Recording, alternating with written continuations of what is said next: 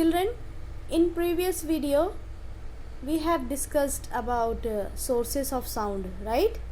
Now going to start propagation of sound. Okay, sound needs a medium for propagation because sound cannot travel through a vacuum. Okay, sound cannot through a vacuum, so sound requires a medium for its propagation, for traveling from one point to another. So for some examples or experiments demonstrate this fact. You can see this. Sound waves propagate due to the vibration of neighboring air practices, right?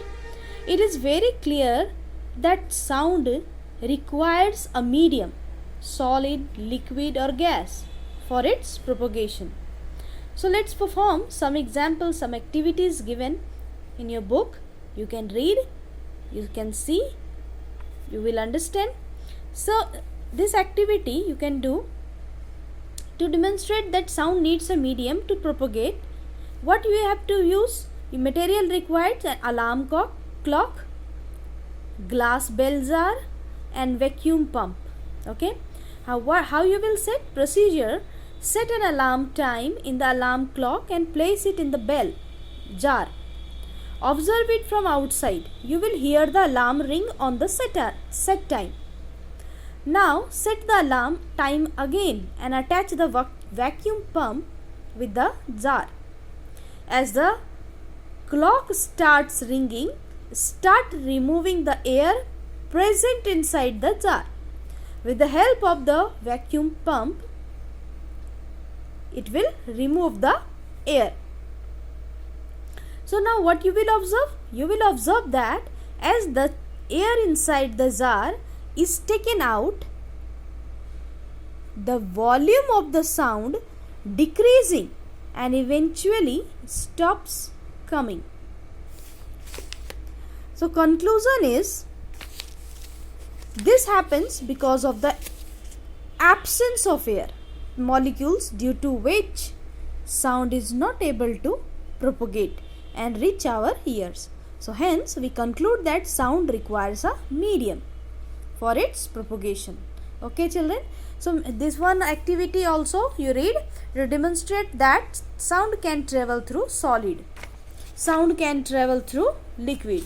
Some more pictures are there, you can see here.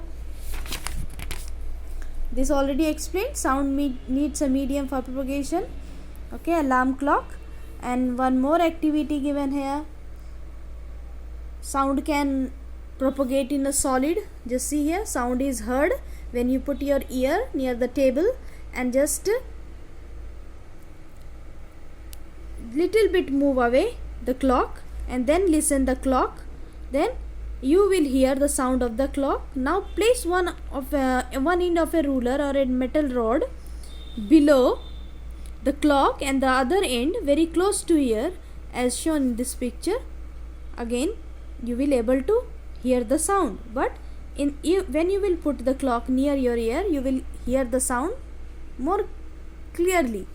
When you will put this clock far away, then the sound will hear little faint sound will come.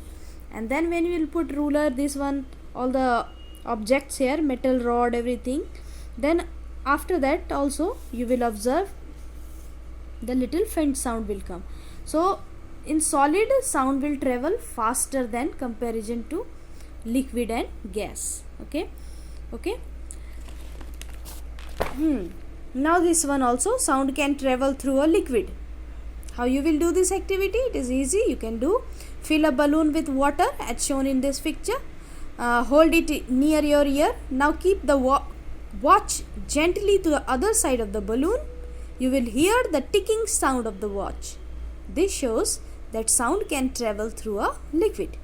Okay, sound can travel in air. This is also one of the example, but sound travel faster than liquid and gas. Now children,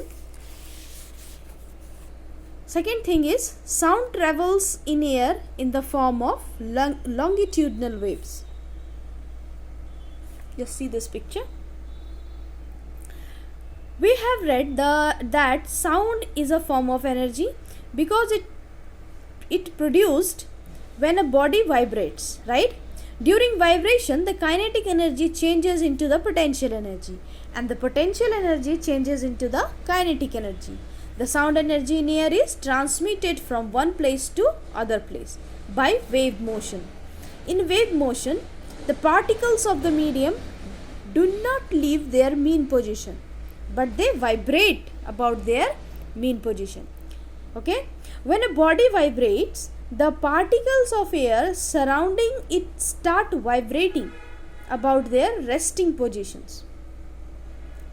During vibration, they collide with the surrounding particles and transfer some energy to them. Okay? So such vibration of particles in air are in the direction of propagation of sound. You see this picture? These are the important terms related to sound verbs. Now this direction of propagation of sound, and they form longitudinal wave. This is the longitudinal wave of sound, and they form longitudinal wave. In a longitudinal wave at point C, I'll show you this picture. I have drawn here this point, C point. Okay. At point C, on either side of which the particles of air moves towards the point C, is called compression. This is called compression. And the point R, this point R, on either side of which particles of air moves away from the point R. Okay, moves away from the point R. This. So this is called rarefaction.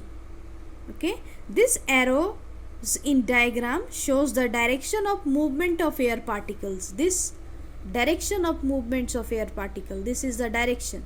This is compression, this is rarefaction. This is away from the particles. This is called rarefaction. Okay, so when this gap showing rarefaction, this particles, molecules of particles, this showing compression, and this gap showing rarefaction. So okay, so in longitudinal wave, this point C, on either side of which particles of air moves towards the point C, this is called compression. And the point R, on either side of which particles of air moves away from the point R, is called rarefaction. Okay children, so this is also you can read in your book given. Okay, now there are some important terms. Vibration, terms related to sound waves: wavelength, amplitude, time period, frequency. So what is wavelength children? Distance between two consecutive compression or rarefaction is called wavelength, and the distance between points B and F, D, H here given represent one wavelength denoted as a lambda. Okay, so wavelength is the length of wave corresponding to one oscillation is known as its wavelength and is denoted as a lambda. Okay, now what is amplitude? The maximum displacement of a wave on either side of its mean position is called the amplitude. A is the just here to here. This is called amplitude, maximum displacement. What is time period? The time taken by a wave to complete one vibration is known as its time period. Time taken by a wave to complete one vibration is known as its time period. It is always denoted by the letter T and is measured in second. What is frequency? The number of vibration produced by the source of sound wave in 1 second is known as its frequency. It is denoted by F or N. So frequency equal to 1 by time period. So revise, these are the important points children. Next class, audible sound, ultrasonic sound will discuss. Okay, this is very important points. Revise it.